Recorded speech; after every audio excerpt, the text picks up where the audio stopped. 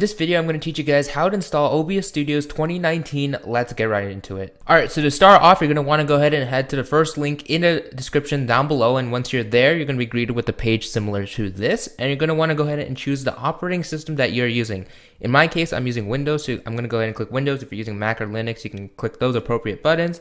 And once you do that, you'll be greeted with an installation file. I went ahead and just already downloaded, so then you guys don't have to sit through the whole download process. So just for the sake of the video, but for whatever reason, if it doesn't show up in the left hand corner, go ahead and go to your downloads folder. So I'll show you guys my downloads folder just so you can go ahead and see it. So as you can see here, downloads folder, my file for the OBS Studio installer is right here. So I'm going to go ahead and double click it, and in this case, there's going to be like a pop-up saying, do you want to allow this program to install stuff? And you can click yes. It's just basically saying it's going to install the program, so just don't worry about it. Just go ahead and click yes, then click next. I agree. If you have a place that you want to save this file or like save this program, you can go ahead and choose that. In my case, I'm just going to leave it the way it is because that's the optimal settings for me. For most people, that should be the case, so just go ahead and click next, and then click install. Alright, a couple minutes later, we are greeted with this page right here, or this window.